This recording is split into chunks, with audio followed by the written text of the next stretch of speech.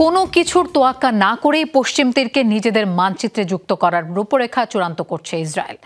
সংবাদ সম্মেলনে দেশটির অর্থমন্ত্রী দাবি করেছেন, গুটি কয়েক এলাকা বাদে পশ্চিম তীরের বেশিরভাগকেই ইসরায়েলি সার্বভৌমত্বের অংশ বানানো হবে। ফিলিস্তিন রাষ্ট্র প্রতিষ্ঠার সম্ভাবনাকে চিরতরে মুছে দিতে এই পদক্ষেপ নেওয়া হচ্ছে বলে দাবি করেন তিনি। Innovation for smarter life.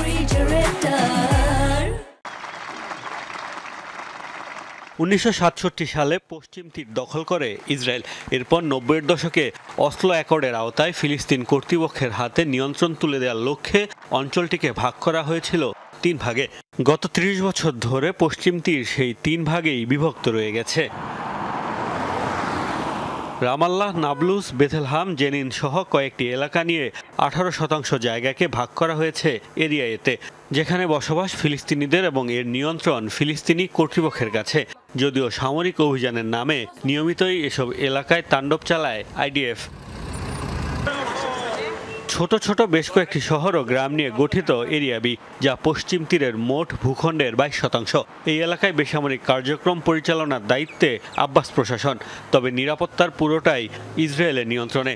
বাকি 60% পুরোপুরি তেল আবিবের দখলে, যেখানে অবৈধভাবে বসবাস করছেন প্রায় 5 লাখ ইসরায়েলি।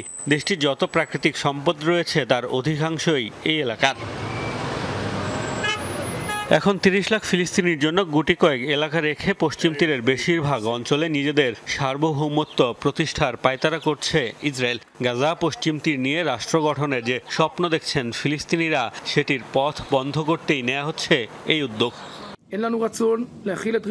জুডাইয়া ও সামারিয়ায় ইসরায়েলের সার্বভৌমত্ব প্রয়োগের সময় এসেছে, যাতে আমাদের ক্ষুদ্র ভূমিকে ভাগ করার এবং এর কেন্দ্রে একটি সন্ত্রাসী রাষ্ট্র প্রতিষ্ঠার ধারণাকে চিরতরে এজেন্ডা থেকে সরানো যায়।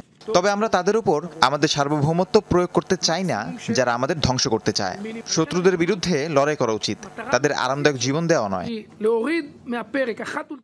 পশ্চিম তীরে ইসরায়েলের দখলদারিত্বকে বরাবরই আন্তর্জাতিক আইনের লঙ্ঘন বলে আসছে জাতিসংঘ। বিশ্বের বেশিরভাগ দেশও তাদের এই কর্মকাণ্ডকে স্বীকৃতি দেয় না। মোস্তফা মাহমুদ, যমুনা নিউজ।